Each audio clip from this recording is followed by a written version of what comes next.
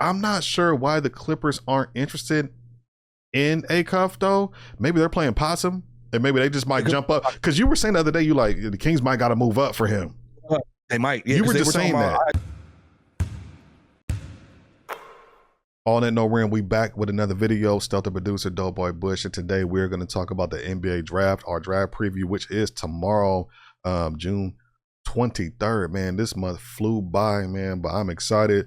So NBA Finals is over. Now we got draft, and then pretty soon after that we have the summer league. So it's a lot to talk about. Trades are going to happen. Giannis, as of now, he has not been traded yet. We're going to see signings, free agency, a lot going on in the NBA right now before we hit that summertime break. But if this is your first time to our channel, please hit that sub button, like, comment, and sub. It goes a long way, man. We definitely appreciate it, and we definitely want to know what y'all think about today's topics, man. We got some good ones.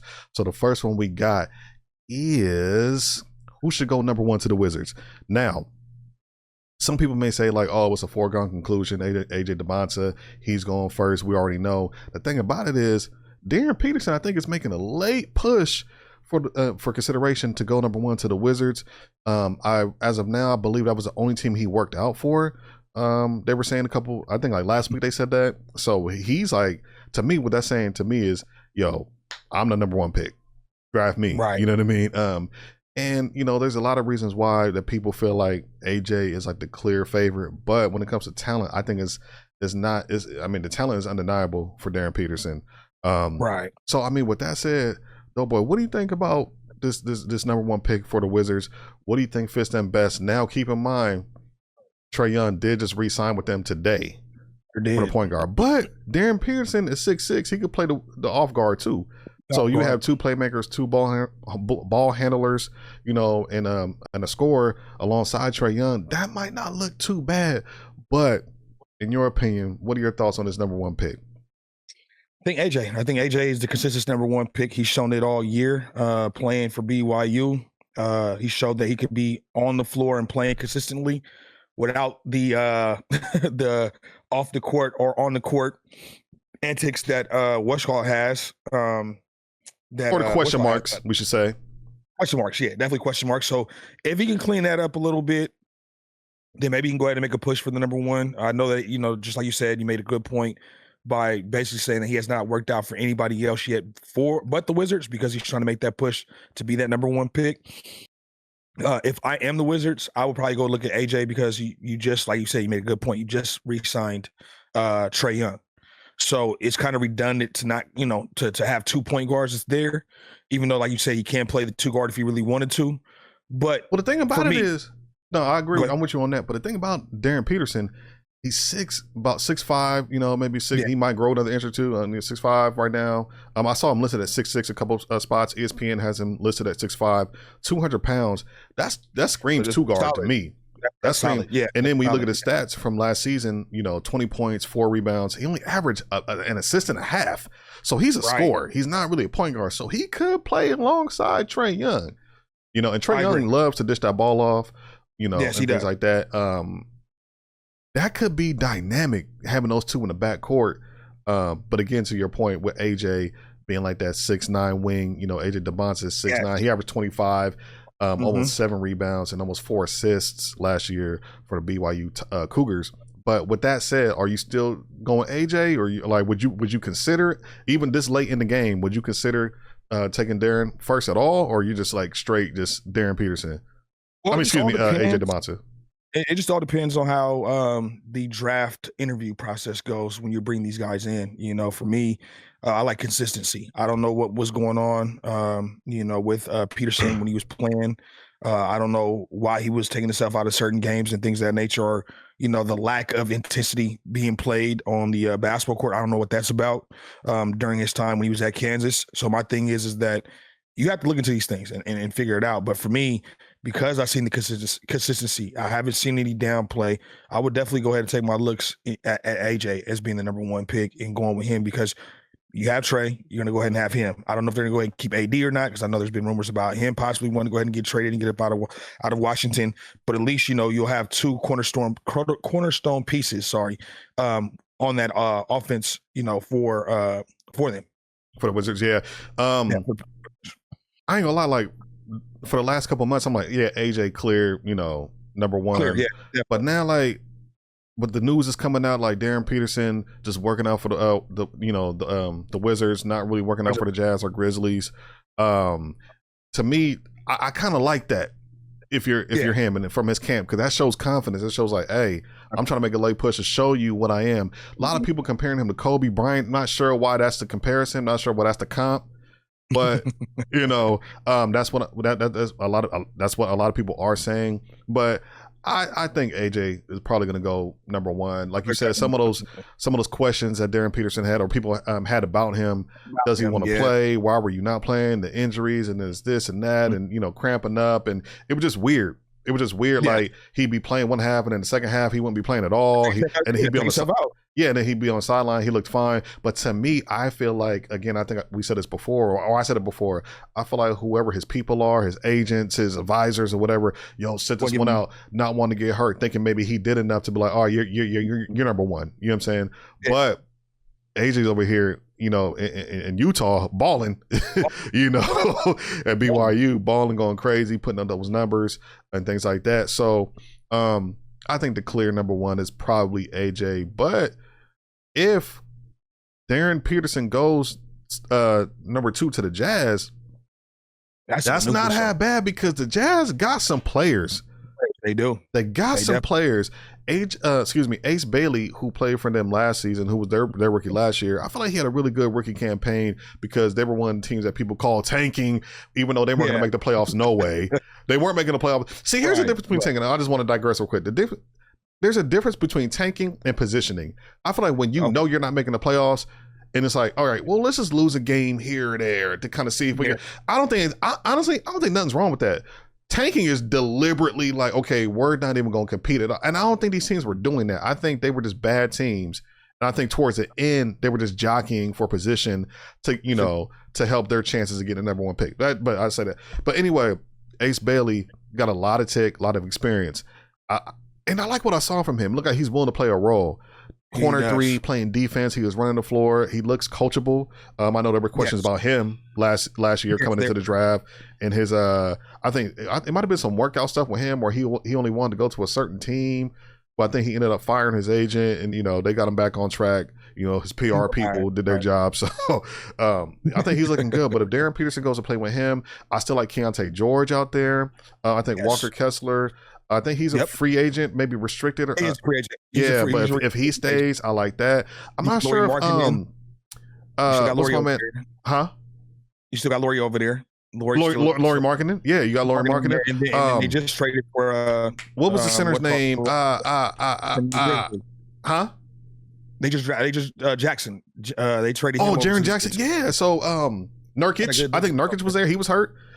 You got some players. I know Utah. I know the state of Utah is not a desirable place to go ahead and play. But see, it ain't even about that. And I'm a fan and an advocate for smaller market teams, because I hate that whole narrative that nobody's going to Utah, nobody's going to Sac, nobody's going to Charlotte, nobody's going to. I hate that, because these are teams. Those are the teams at heart of the league when it comes to like the teams you're watching night in and night out. And these are the fan bases that love their team. Why don't they deserve to have a winner? Why? Because they're not LA, because they're not Miami, because they're not New York? Like, nah. I want some of these teams to get better. I want the Jazzes to get better. I love seeing Memphis when they were doing what they were doing, when they were contenders a few years ago to come out the West. So like I think that would be a good spot for Peterson. It may be a blessing in disguise for him. I know he wants to go first, but him with in Utah with those players, I like it. But the thing about it is, though, if he does get drafted by them, what personality are we going to go ahead and get? Are we going to get the same personality we got in Kansas? You know what? I think when you ask that question, for me, I'm kind of just like taking it with like, okay, he's going to show up. He's okay. Because I think, again, maybe it really was some injuries. Maybe, I know they said he had some cramping things. Or it just could have been bad advice. But I think now the PR has been kind of like pushing back a little bit on them. Maybe they're kind of like, okay, y'all, we can't control everything right now. We can't control the narrative. We can't control this or that. The draft is here now. Whatever team you go to, you have to show up. You have to show up. And so I trust him to do that. He seems like a good kid. You know, I watched a couple of interviews. I think he got some bad advice from somebody. I could be wrong, but that's my opinion. But I'm not going to hold it against him. I do think him going second will benefit him, though. I do, because I feel like the Jazz have a lot of talent when everybody's healthy and everybody's playing. Like you just mentioned, Laurie, Jaren Jackson, Keontae George. Him, bro. Watch out for that. Watch out for Utah next season. Yes, watch out for them. I agree. They stay healthy and they keep that nucleus. I agree. They might be a team that people may not be paying attention to. That's going to go ahead and get out here. No, for sure. So now, as we kind of know the top 4, 5-ish. We don't really know 5, but we kind of know the top 4 picks. AJ, and then we got Darren Peterson, Caleb Wilson, Carlos Boozer. Carlos Boozer. Cameron Boozer. Carlos is daddy. So we kind of know that's like the 4. 5, this is where it gets tricky because a lot of people early on had Wagler locked in at 5, but now you're kind of hearing Michael Brown and things like that could go 5 to the Clippers. And then you're kind of hearing that, you know, Acuff is going to fall to 7. You know, a lot of Kings talk. There was news that from multiple outlets that he wants to play for the Kings, which I love. You know, having somebody that actually wants to come to the city and play, because, you know, it's like, here's my thing with the whole like nobody wants to go here again. I'm gonna have my rant, because why is it when somebody wants to come, people are like, oh, why does he want to go there? It's like people on X and IG, like, it's like, damned if you do, damned if you don't. It's like, I swear some fans just want all of these bad teams or small market teams just to stay bad forever. Like they don't want them to come up. They just want to know what they know, and just, you know, and that's it. But it's like, let some of these teams try to build back up, yo. Like, why can't Acuff not want to come to Sac? Because I do feel like that would be a good opportunity for him. But they have him falling to 7. So Michael Brown has been rumored to maybe jump Wagler at that 5, and then if that happens, Wagler's for sure going 6 to Brooklyn, like for sure, and then that's gonna pretty much leave Flemings and Acuff at 7. What's your opinion? Which point guard should go first? Michael Brown, Keaton Wagler, or Darius Acuff Jr.? I know I might get knocked for this, you know, because I've said that I've really haven't been a fan of this generation with the smaller point guards, and I feel like he's a little undersized at the point guard position. I feel like, but for me, I mean, they're both great choices if they're there at 7. I mean, at that point, as a King, you have to go, as a Kings organization, you have to go ahead and do your due diligence and hard work to figure out which one is going to go ahead and fit the organization's wants and needs. I feel like if I'm them and I need to go ahead and make a pick, I would probably go ahead and go with Flemings, because he is a taller, complete point guard. I feel like he plays offense and defense, so it won't be like a liability. I feel like there's a liability on the part of Acuff when it comes to defense. Kingston Flemings, man. So I'm not mad at that. I'm not mad at that. But Darius Acuff Jr., man, he's special, dog. Like, I know, like he's 6'2", he's 186. I mean, that's kind of stocky. That's some size. Yeah. You know what I'm saying? And then probably bulk up. I could see him probably getting like 192 or something, you know, by the time the season starts. 6'2", yeah, that's small. But here's the thing about smaller guards, right? I mean, you're not going to escape them. Smaller guards are always going to be in the NBA. They're always going to have a place in the NBA. The thing I like about him is he's fearless as a scorer. 23.5. He and a decent playmaker, man. He averaged about 6.5 assists. Shooting just under 50% from the field. He has some big games for the Razorbacks. Played a lot of minutes. He showed up. Played 30 minutes a night. You know, a pretty I don't want to say pretty good rebounding guard, but he can rebound a little bit. You know, he could jump. He can get to that rack, and he can shoot that 3 ball too. He shot 44% from the 3-point line. Yeah, shot 80% from the free throw. That's right. It's not bad. Yeah, so I like that field goal. I like that field goal number to get up though at 48.8. Yeah, I don't like that for sure. But you know, college defense is a lot tougher. Them zone defenses, and it's not as up and down as an NBA. He might get busy in the league. He's only 19, bro. 19 years old, and he wants to. But the thing is, he wants to be in Sacramento, and that's what I love. Right. It's like when you have a guy who wants to be here, it's like, yo, like, how can you not look at that and be like, okay, he's our guy, you know? I wonder what he sees. I wonder what he sees over there that's making him and his camp like really put that narrative out there. Because that's a glaring hole for the Kings. It's point guard. It's like, yo, I can go there, and I already kind of like what they're building with the younger guys. And if they keep one of the vets, here's the thing: the Kings have to keep one of the vets. Like, I know everybody wants to just get rid of everybody, just goes young, but either Sabonis, LaVine, or DeMar DeRozan is gonna be here. One of them's gonna be here. One of them's gonna be here. One of them's gonna be. I highly doubt they're getting rid of all three. To me, if you had to keep one, I would like to keep Sabonis, because, and here's the reason why I say that: when the last time you got to the playoffs, you had the whole De'Aaron Fox Sabonis thing, and you had shooters and defenders in between that, and like the Harrison Barnes and Keegans and stuff like that. Mm-hmm. And you had Herter. You right? So now, if you kind of like get your point guard now in Acuff. Again, we've seen that Domantas Sabonis can complement that style of play, right? You can run the pick and roll with him. We saw him and Fox when Fox was in his prime playing with Domantas, and they got the third in the West. So I kind of like it if you bring a vet back healthy like Sabonis, you get your point guard in Acuff. I'm not mad at that. So if I had to pick a veteran to keep, that would be the one I'd want to keep. I agree, 110%. If I had to keep two, it would be him and LaVine. I have nothing against DeMar DeRozan as a guy. He's like a great dude, but I just feel like his style of play isn't conducive to the up and down, fast paced, running transition style. The fast pace, and even in the half court, pin downs and things like that. Movement, a lot of his offense is stagnant, post up, turn around, dribble, trying to break down your defender. That's not really conducive to the current way of playing, of winning in the NBA. I don't think so. I don't think we've really seen a slow team like that. Some people may say the Knicks just did it, but they started playing faster under Mike Brown as well, the former Kings coach. So I like Acuff going 7, but I think the first. What did Acuff average in college points? Was it 23.5? Okay, because I'm looking at Kingston Fleming's stats too, and it looks like 16.1 for points, 4 rebounds a game, 5.2 assists, which is not bad at all. And 6'3", he's 1 inch taller. So I mean, that's not.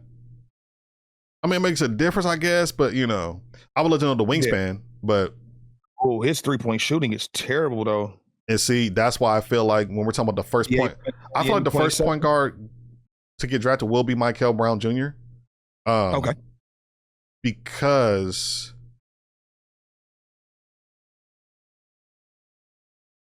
of the reasons we're saying right now. It's because you just mentioned how Kingston Fleming's 3-point shooting isn't that great. I'm not sure why the Clippers aren't interested in Acuff though. Maybe they're playing possum, and maybe they just might jump up. Because you were saying the other day, you like the Kings might got to move up for him.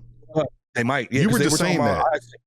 I've seen a couple articles out there on the social media platforms saying that if the Kings want to go ahead and make a jump at Acuff, that they would possibly have to go ahead and trade with the Clippers on draft day, or actually let the Clippers draft him and then trade him to Sacramento.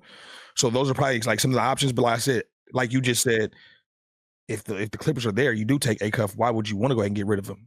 I feel like he's a good point guard. Who's there now? Because they don't have Terrence Mann there no more. So who's their point guard now? Bro, who was playing point for the? I know they traded for Mathurin. Darius Garland. Oh, Darius Garland is there. Okay. Darius Garland. But the reason why I think Michael Brown Jr. fits them more because he's 6'5", right? 6'5", yeah. 6'5", 180, play off guard, right? And again, I don't think there's anything wrong with having two playmakers or two ball handlers in your backcourt. I don't think nothing's wrong with that. Him along with Garland. I don't know if they keep Kawhi.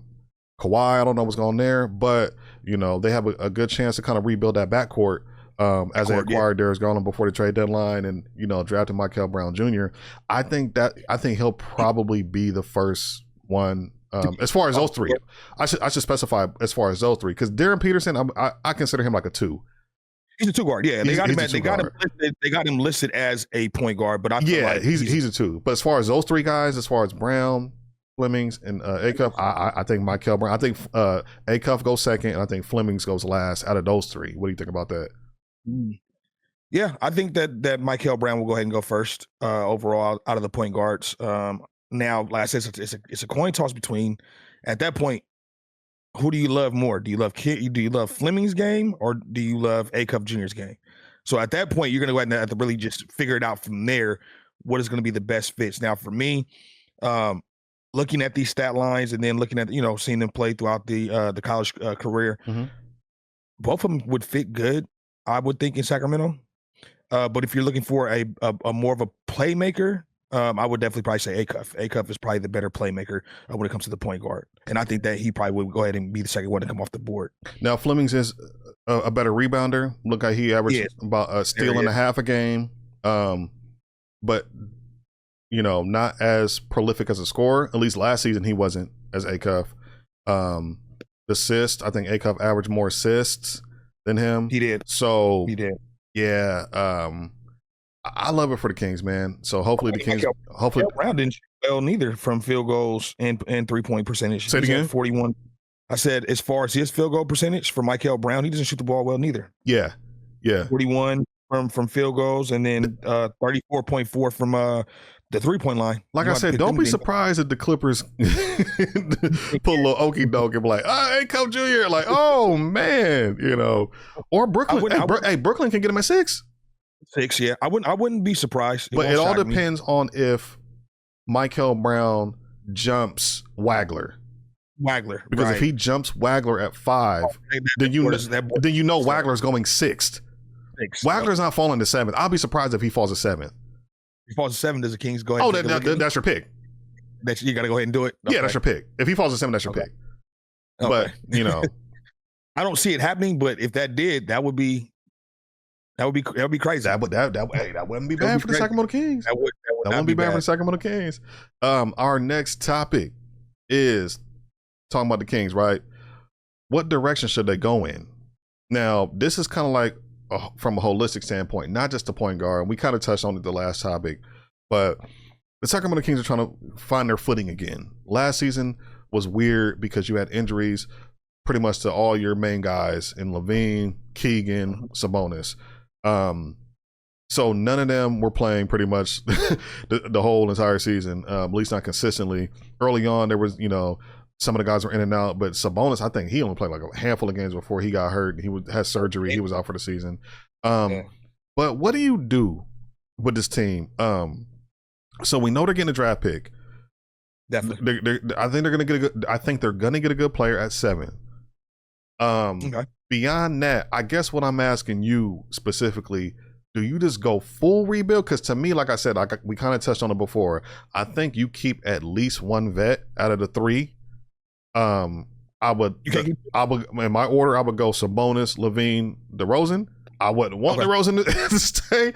I feel like he could help another team and maybe a contender, maybe the Lakers or something like that. For cheap or something. Help somebody else win, give them depth. I think he'd be good there. Definitely. Denver. I always felt like he'd be good in Denver. But what direction do you feel like the Kings can go in? But before you answer the question, I want you to have a mindset of going in the direction of winning and becoming at least a playoff team or contending for a play-in. Like, if you were the GM, if you were Scott Perry, what would that look like for you? I'm going full youth rebuild. I mean, you have some solid pieces that are there right now in Reynold. Who else was there? Clifford got drafted last year, got valuable minutes. And then Keegan Murray's still young, 4th year vet, but he's still, So if I was them, I would definitely go ahead and keep Sabonis because I feel like he's a playmaking big that you don't see in a walking. And the Kings definitely do need that still. And it still provides some veteran leadership. I wouldn't come off Levine just yet. I would like to go ahead and see what he does with this young core. At least you can keep 2 veterans if you can. And then so you're kind of on the same page as me with that then. Yeah, keep the two. I'll say keep two. I know you said that. You know, what I'm saying you would possibly go ahead and get rid of two and keep one. But if it was for me, I would go ahead and keep two, get rid of one. And I already said that it would be DeRozan. I don't know if his contract is so hard to move at this point. But if I am the Kings front office, a buyout if you got to something. Yeah, buy him out. Because we talked about it on multiple different shows that the ball stops moving when it's in his hand. Yep, it becomes very, very stagnant. And if you are Kings, you want to go ahead and have an up and down running team, such as like the Knicks or the Thunder when they're healthy. So you want to go ahead and play be fast. able to play fast pace. With DeRozan, you can't do that at this point in his career. He needs to go ahead and go to somebody who's more of a half court set offense. And getting the ball through. Post up moves and pick and roll moves and things of that nature, which is a little bit more slower. But yeah, if I was the Kings, I'm doing my absolute very best in the offseason or during this draft to come up off of DeRozan. No, not. He just right now at this point in his career, there's definitely no need for him, especially if the Kings are going to go ahead and rebuild, like you just said, put him on a contender, possibly let him go ahead and compete and go from there. But yeah, that would be my move. Coming up off of him, keeping those two, and then seeing, what else you can go ahead and do with that young core that they were kind of building with during this last season when they had a lot of injuries that played a part into it. Now, would you, as far as veteran leadership, as far as bench, would you bring back Westbrook? Would you look at that for a backup point? Yeah. Would look at bringing Westbrook. If Westbrook is willing to go ahead and be one of the guys to actually want to coach these younger players, I think he liked it. I think he liked the role he was in. And you got to think, at the time the Kings signed him, we all realized, like, if you remember, nobody was signing Westbrook. He was pretty much out the league. Now, maybe later on, somebody might have picked him up for depth, or maybe I could see maybe the Rockets when they needed a point guard, maybe they would have picked him up later. But like nobody was really knocking at Westbrook's door like that. So he came here. The fans loved him. I feel like he played well. I feel like he's still shown that he can, be a contributor. And just his leadership and like the heart, like the energy, like I would love to bring him back. So when we talk about vets, I know we're talking about more like we were talking about starters, but bringing him back in, for your bench role and having him being the backup five and coach, and not coach, but be a mentor to like a Darius Acuff, I would love that. Yes. I would love that. Yeah, I wouldn't mind that at all either. It's another veteran who's been in the league, who's been a proven veteran, soon to be Hall of Famer here, once it's all said and done. So I do feel like bringing him in and letting him mentor these younger guys, if he's not, willing to go ahead and go somewhere else to try to chase, then definitely bring him in, let him be a mentor at this point in his career. He seems like he's more mellow and can actually provide great leadership to those younger guys for sure. I would definitely like them to go ahead and bring back another veteran too as well is I can think of his name right now, bro, that played on the bench. Other guard, you know what I'm talking Malik about. Monk, yeah, Monk. I don't know why I couldn't think of his name, but yeah, Malik. I know we heard him in trade talks. I ain't gonna lie, I love Malik Monk here so much, but I want him in his career here, bro. But I feel like I feel like he likes being here. I feel like another guy we talking about guys wanting to be here. I feel like he wanted to be here, definitely. But now things might have changed because he re-signed here at the time when we still have Fox, and maybe he wanted to make that push. They made the playoffs, and he was like, "Yo, we can get back there. Let's see if we can get back there." But now the whole thing with that kind of went, by the wayside. But you're getting another point guard. You're getting another PG right now, and that's why I'm excited for the Kings. I'm like, okay, everybody's like, man, we need a point guard, Darren Fox. After he left, year and a half, we really didn't have that solidified guy. Westbrook started, but we know he's older. He's not going to be the guy moving forward. He was just kind of like, just plugging in. Before that, they signed Darren Schroeder to kind of be like that bridge point guard. I knew that wasn't going to work. And I was like, I remember I said that remember the day we signed him, I was like, And then, I didn't like it. And then he ended up going before the trade deadline to the Cavaliers. So they haven't had a point guard in almost a season and a half, pretty much. Like their guy, so, bringing him in, having Westbrook, kind of mentoring him. I wish they would have kept Ellis, bro, to be honest. I didn't understand the Ellis thing. But he is a free agent. I don't think he's going to come back here, but he can play, bro. Yeah. And I feel like Cleveland didn't really, serve him well. They could have used him defensively, against the Knicks. But hey, I'm glad we won anyway. But but besides that, what are your thoughts on Devin Carter? I feel like now here's the thing. Before you answer that question, I feel like there's a lot of young guys on the team who got because of the situation and the injuries to the vets, they got valuable minutes and valuable time valuable experience. The one thing that Devin Carter that I really liked, and I know I was even down on him, but I got to give him his props. He stuck in there. He played hard. He kept working. He got healthy. I know he had injuries. I'm not saying starter at all, but I feel like I like some things that I see. I know you being up down there in the LA market, you may not have saw him, but I'm telling you, some games I was like, yo, because here's the thing. Sometimes you just got to get reps. You just got to get tick. You got to get comfortable. That's the main thing, is getting comfortable. But that first year, there was expectations of them coming off that playoff year. And then he was like, okay, I'm the lottery pick. Oh, shit, where do I fit in? We still have Fox. His minutes were inconsistent. But those injuries and him starting and like a lot of games having 20 points plus, hitting that 3-ball, playing defense. Dare I say I want to keep him too? I mean, I don't know. I mean, I kind of like him off the bench. What's your thoughts about Devin Carter? Well, I already told you my thoughts about him when they drafted him. But but again, don't look at it like a lottery pick. Forget the lottery pick thing. I'm just look at it as for depth and like even just for that. Like, what are your thoughts on that? Nah, get rid of him. Damn. Okay. Let him go. He doesn't, unless they can find a role for him with Doug Christie and his coaching staff. I think he got a role now. Well, the reason why he got a role this time is because of some fact that the injuries that were mounting up. But that's my point. Getting on the court and getting those reps and getting the experience kind of helped him be more comfortable on the court. And now I feel like he's kind of finding his way, his lane in the NBA is to be a 3-and-D guy, to run and play. You know what I'm saying? Be the defensive.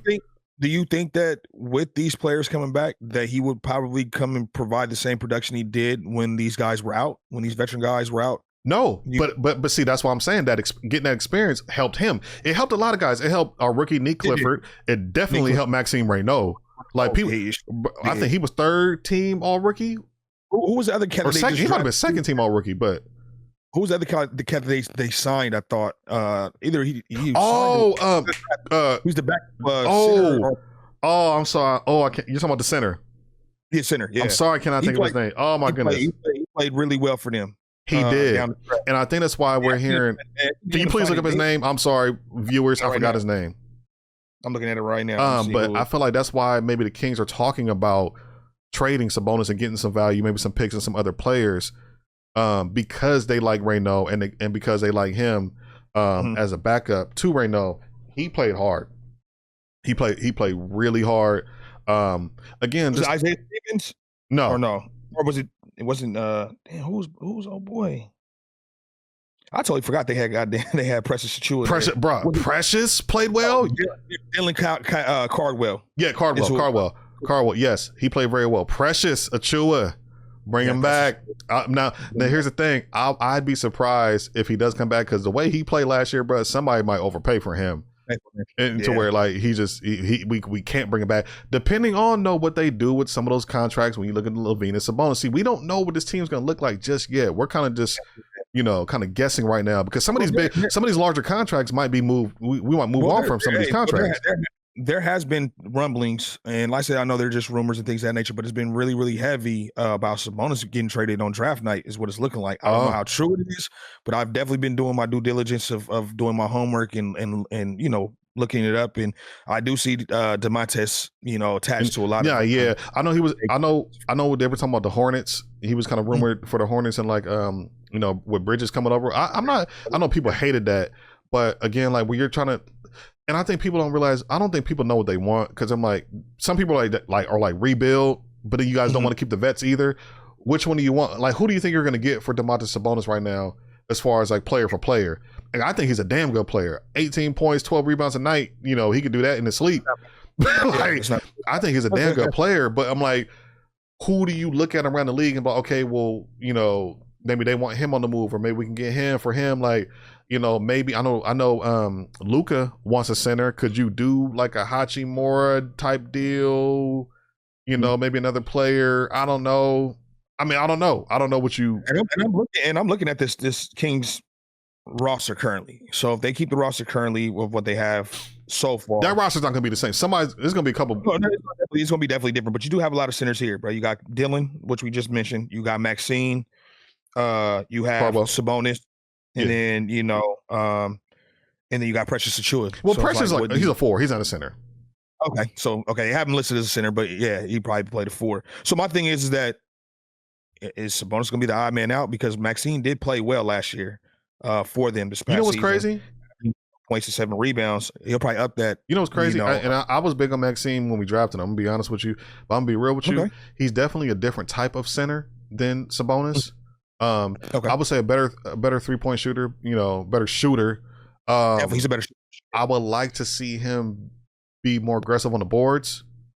Okay. I feel like his wingspan is conducive to being a better shot blocker, a better paint patroller, and a better rim protector.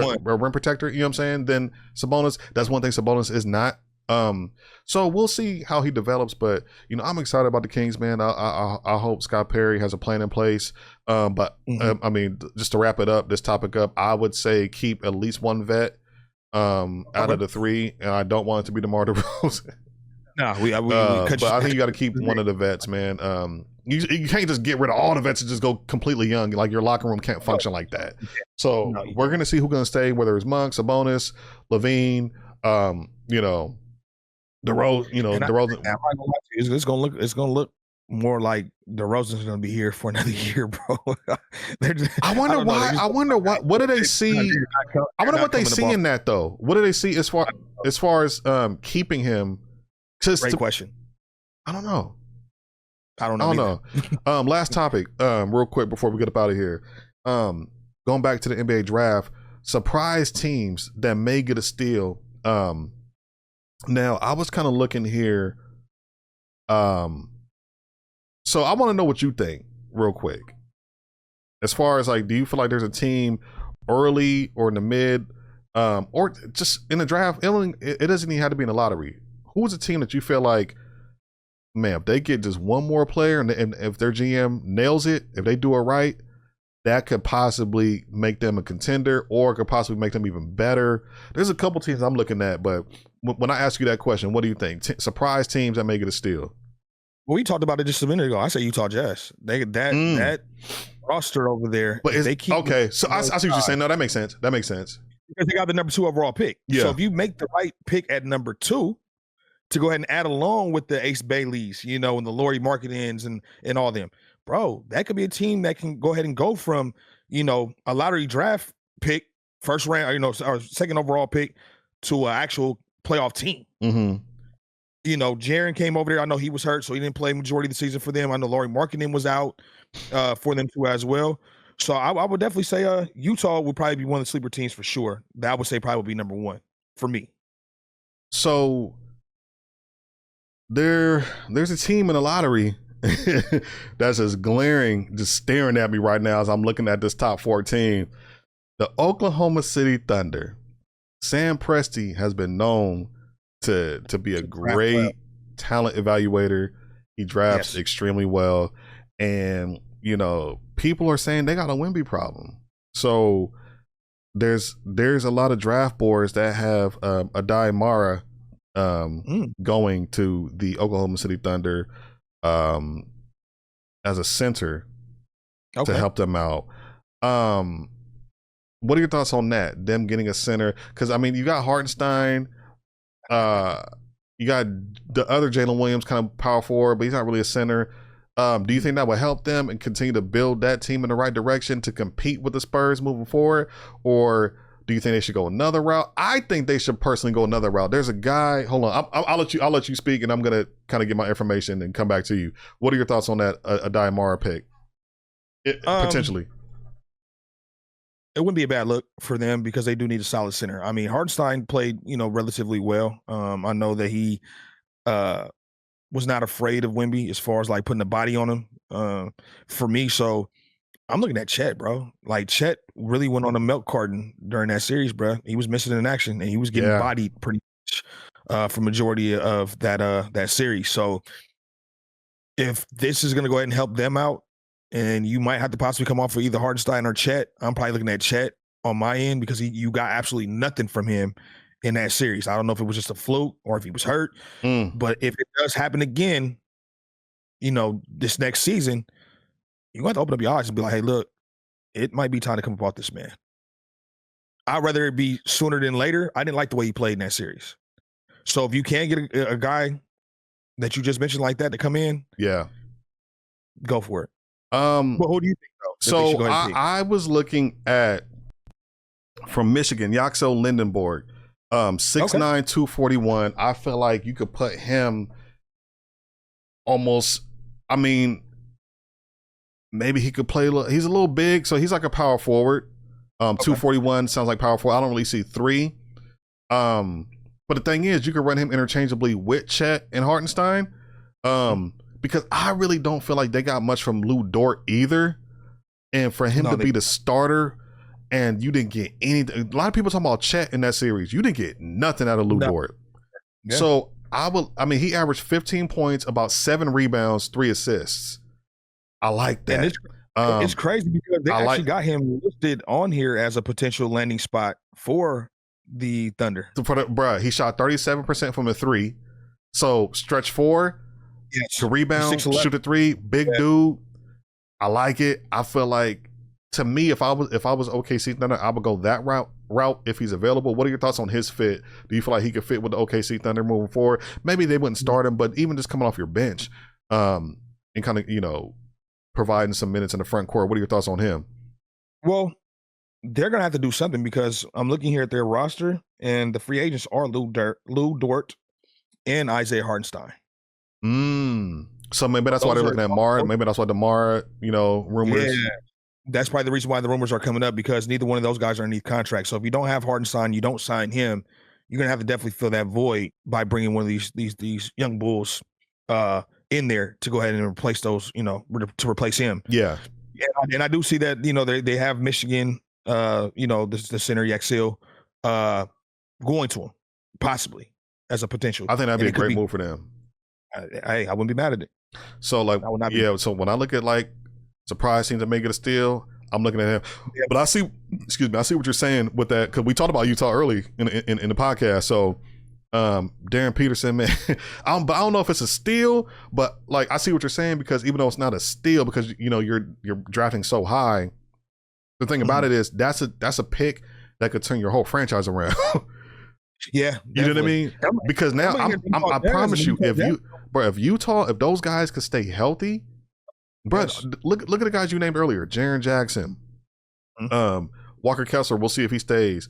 Kessler's a free agent, so he's unrestricted. Lauri Markkanen, I'm telling you, George, Keontae George. I'm a big fan of his. Big fan of his. You know what I'm saying? Nurkic, if he comes back, Ace Bailey, free agent too as well. I like that. Like I said, I mean, for me, that was one of the teams, and especially when I seen them being the number 2 overall pick, I said, "Oh, if the Jazz nail this right." But you know what's crazy?